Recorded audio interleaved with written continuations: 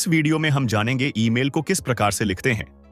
आप किसी जॉब की तैयारी कर रहे हैं, या आप किसी स्कूल में पढ़ रहे हैं, या कहीं पढ़ा रहे हैं, या आप किसी भी कंप्यूटर एग्जाम की तैयारी कर रहे हो, या कहीं भी आपको ईमेल को लिखकर भेजना हो, तो यह वीडियो देखिए। इस वीडियो में आप ईमेल को लिखना सीख जाएंगे। सबसे पहले जानते हैं ईमेल किसे कहते हैं। ईमेल होता है लेटर या एप्लीकेशन या मैसेज, जिसे हिंदी में पत्र या संदेश भी कहते हैं। आपको पता होना चाहिए हम ईमेल क्यों लिखते हैं। हम ईमेल इसलिए लिखते हैं: 1. किसी के बारे में जानकारी देने के लिए। 2. किसी कार्य को करवाने के लिए। जो काम हमें करवाना है वह सब हम ईमेल में लिख देते हैं। अब आपको इस बात का ध्यान रखना है कि ईमेल कैसे लिखते हैं। ईमेल को वैसे ही लिखते हैं जैसे हम कोई लेटर, एप्लीकेशन, पत्र या मैसेज लिखते हैं। ईमेल को किसी डिवाइस जैसे लैपटॉप, कंप्यूटर या मोबाइल आदि में लिखते हैं। जैसे पत्र 2 प्रकार के लिखे जाते हैं, वैसे ही ईमेल भी 2 प्रकार की होती है। 1. अनौपचारिक ईमेल, इनफॉर्मल ईमेल। 2. औपचारिक ईमेल, फॉर्मल ईमेल। अनौपचारिक ईमेल वह होती है जिसे आप अपने दोस्तों, परिवार के सदस्यों या मेहमानों को लिखते हैं।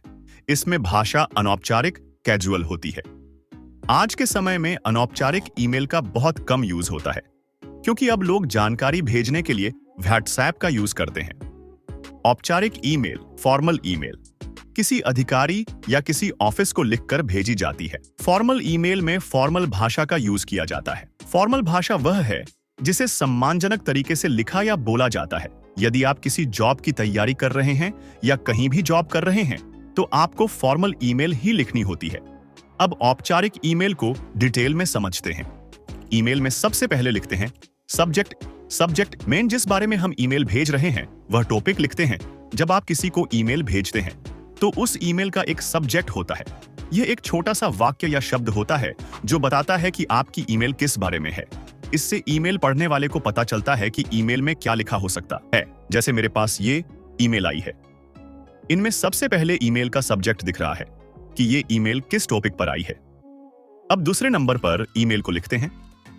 ईमेल में सबसे पहले लिखते हैं सैल्यूटेशन को। सैल्यूटेशन का अर्थ है अभिवादन या संबोधन करना, जिसको हम ईमेल भेजते हैं। उसको पुकारने के लिए, उसको सम्मान देने के लिए हम कुछ सम्मानजनक वर्ड्स लिखते हैं जिन्हें हम सैल्यूटेशन कहते हैं।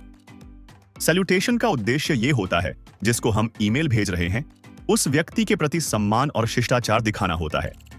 जिस व्यक्ति को आप ईमेल भेज रहे हो, यदि आपको उसका नाम पता है तो डियर के बाद उसका नाम लिखेंगे।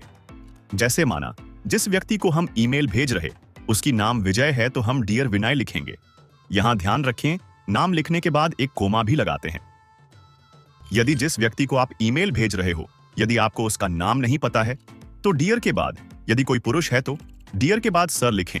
यदि जिसको आप ईमेल भेज रहे हो वह स्त्री है तो डियर के बाद मैडम लिखते हैं। यदि आपको यह भी नहीं पता कि जिसको आप ईमेल भेज रहे हो वह पुरुष है या महिला, तो डियर के बाद सर मैडम लिखें। उदाहरण: डियर सर मैडम। 4 विधि ये है जिसको आप ईमेल भेज रहे हो। यदि आपको उसका पद पता है, डेजिग्नेशन पता है, वह कौन से पद पर कार्य कर रहा है, तो आप डियर के बाद उसके पद का नाम लिख सकते हो।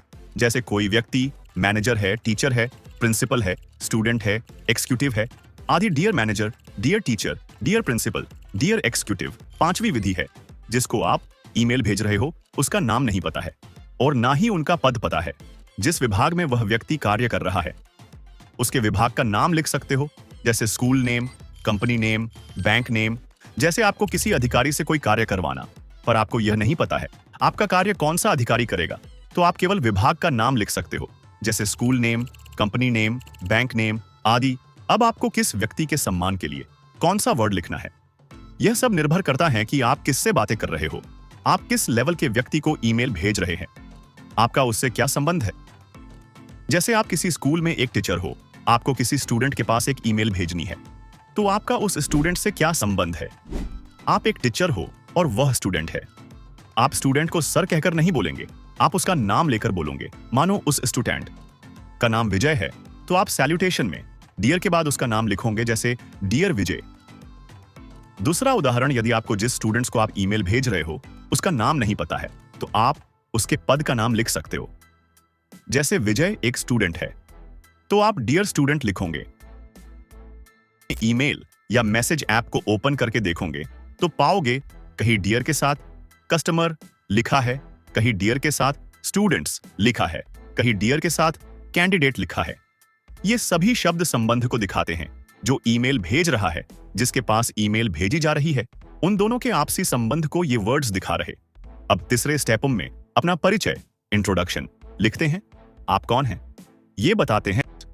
जिसको आप ईमेल भेज रहे हो, यदि वह आपको नहीं जानता है, वह व्यक्ति तुरंत आपकी ईमेल पढ़कर नहीं समझ सकता है आप कौन हो, तो आपको अपना इंट्रोडक्शन देना है जिससे ईमेल पढ़ने वाला तुरंत समझ जाए आप कौन हो।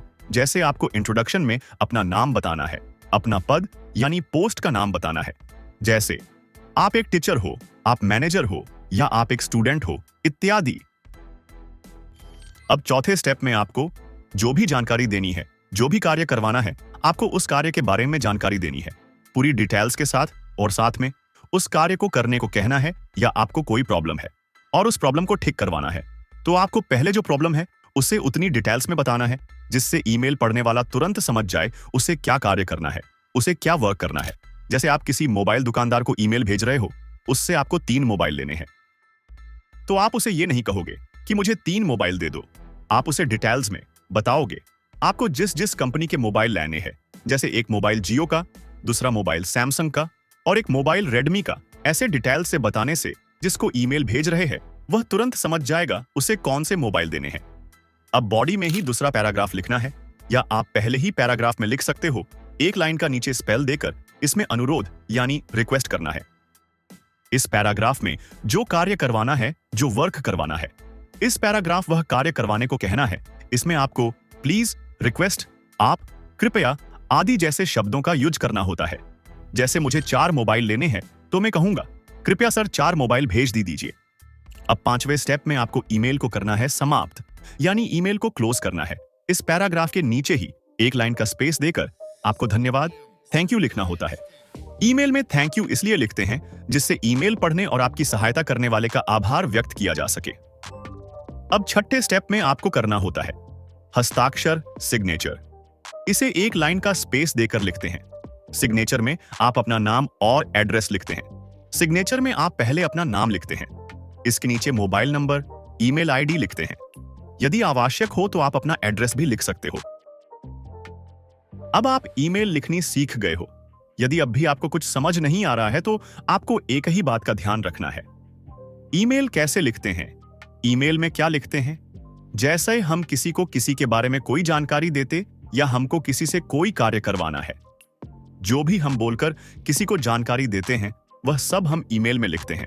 जैसे मुझे स्कूल से अपने टीचर से मार्कशीट लेना है तो मैं अपने टीचर के सामने बोलूंगा, सर मेरा नाम विजय है, मैं 7th क्लास में पढ़ता हूं, सर मेरा रोल नंबर 22 है, कृपया मुझे मेरा मार्कशीट दे दीजिएगा।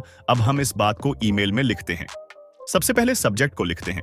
सब्जेक्ट में हम बताते हैं ईमेल में किस प्रकार की जानकारी देंगे या हमको क्या कार्य करवाना है वह लिखते हैं। जैसे हमको मार्कशीट लेनी है तो हम सब्जेक्ट में लिखेंगे 7 क्लास की मार्कशीट लेनी है।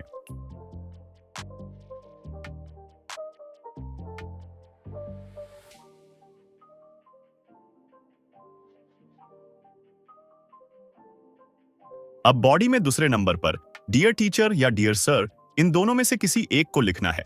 हम यहां एक टीचर को ईमेल भेज रहे हैं, इसलिए हम यहां डियर टीचर को लिख लेते हैं। अब तीसरे स्टेप में बताते हैं मेन कौन हूं, इंट्रोडक्शन, सर मेरा नाम विजय है, मैं 7वीं क्लास में पढ़ता हूं। अब 4 स्टेप में जो कार्य करवाना है उसकी जानकारी दे और कार्य करने को बोले, यानी जो जानकारी देनी है वह लिखें।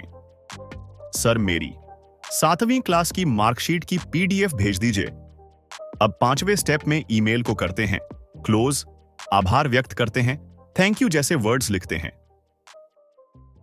अब 6ठे स्टेप में करते हैं हस्ताक्षर सिग्नेचर। सबसे अंत में आप अपना नाम, पद यदि हो और संपर्क जानकारी लिखते हैं। श्री विनय पे इन स्टेप का यूज करके आप ईमेल लिख सकते हो। यदि अभी भी आपको किसी स्टेप को लेकर कोई डाउट है तो कमेंट में लिखकर बताएं, मैं आपको उसके बारे में और जानकारी दूंगा।